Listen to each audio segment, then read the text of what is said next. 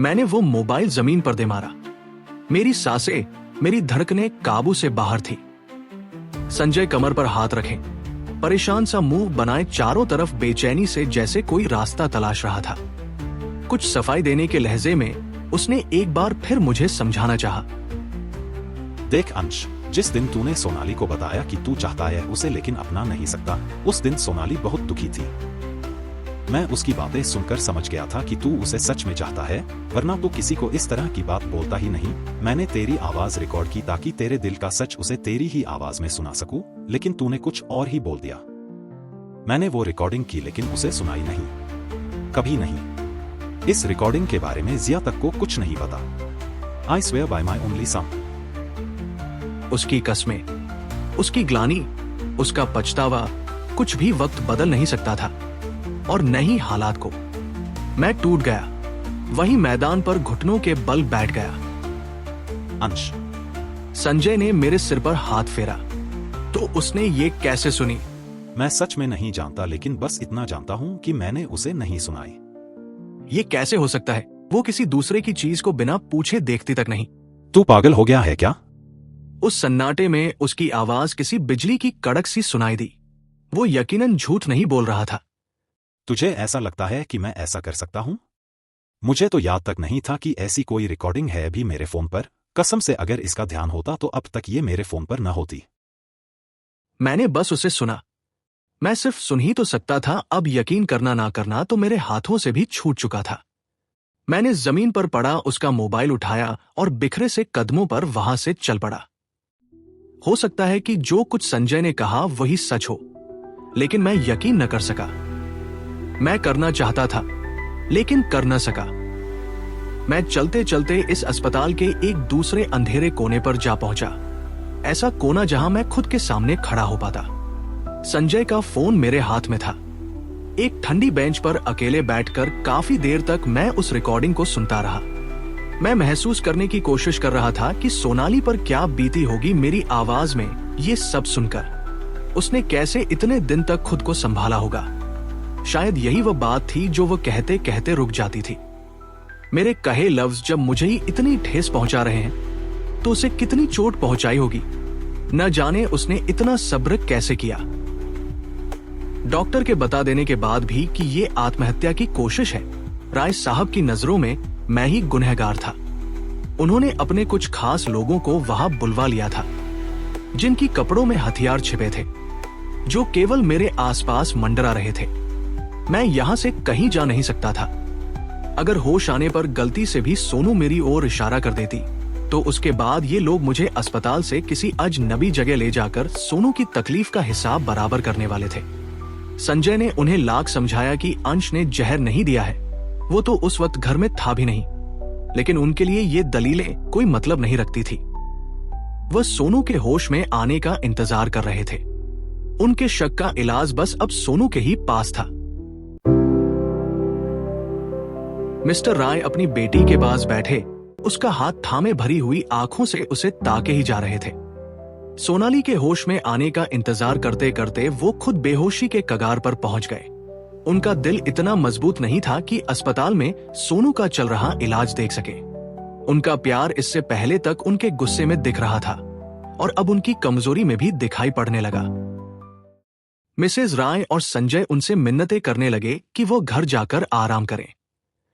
राय साहब अव्वल तो माने नहीं, और आखिरकार एक शर्त पर उन्होंने वापसी का रास्ता देखा कि उनके वफादार आदमी अस्पताल में रुककर सोनाली के हर पल की खबर उन्हें देते रहेंगे। वो लौट रहे थे किसी बेहद मुश्किल वक्त की तरह, जो तरसा तरसा कर गुजरता है और आखिरी पल तक धड़कने बांधे रखता है कि किसी भी पल वापस हमारी ओर मुड़ जाएगा। यही हुआ भी। वह जाते जाते भी एक बार फिर संजय की तरफ बढ़ गए।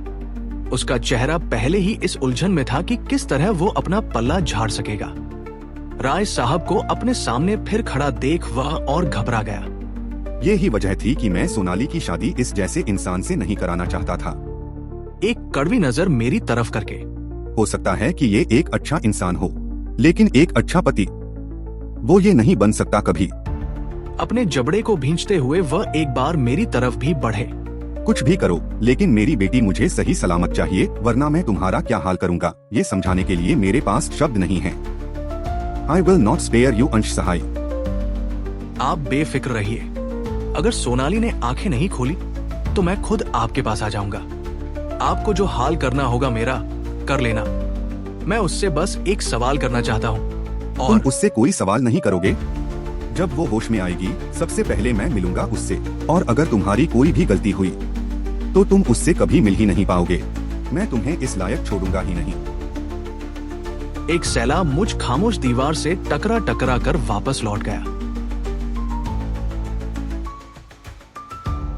सुबह 3 बजे दाहिने कान और कंधे के बीच अपना मोबाइल दबाए संजय वार्ड में दाखिल हुआ।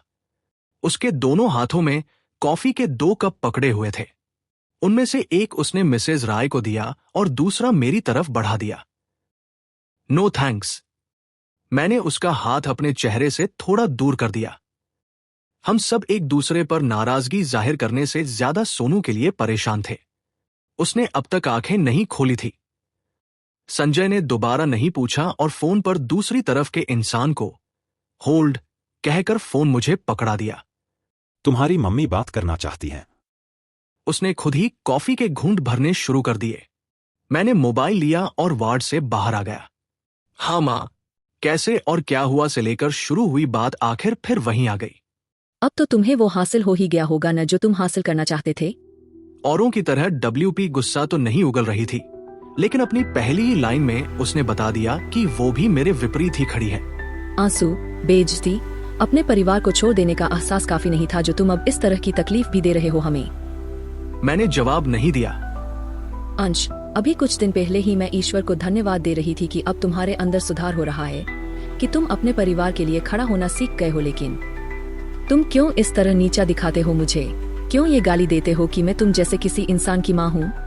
क्यों अपने साथ साथ मुझे भी गुनहगार बना देते हो तुम? मैं किन हालात में हूँ ये माँ ने भी नहीं सोचा और वो बोलती गई। कितना कुछ पूछ लिया, लेकिन मैं जवाब किसी एक सवाल का भी न दे सका। उसने मेरे जवाब का इंतजार किया भी नहीं और फोन काट दिया। काश कि उसने मेरे खामोश आंसुओं की आवाज सुनी होती तो वो इतने सवाल ही न करती।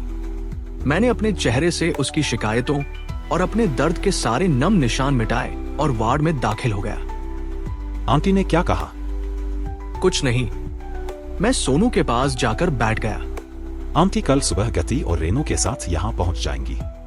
मैं उन्हें रिसीव कर लूंगा।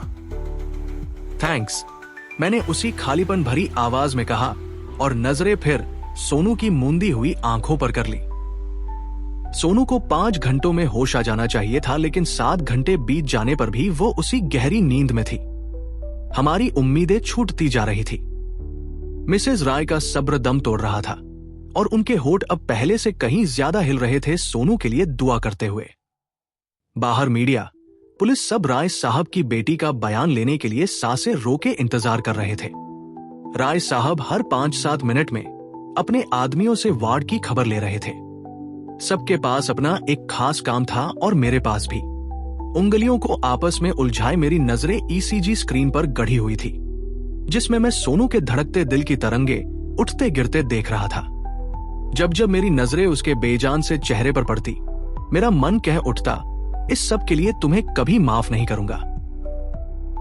जो खामोशी सारी रात गुजार गई, वो सुबह की कोमल किरणों के साथ टूटी।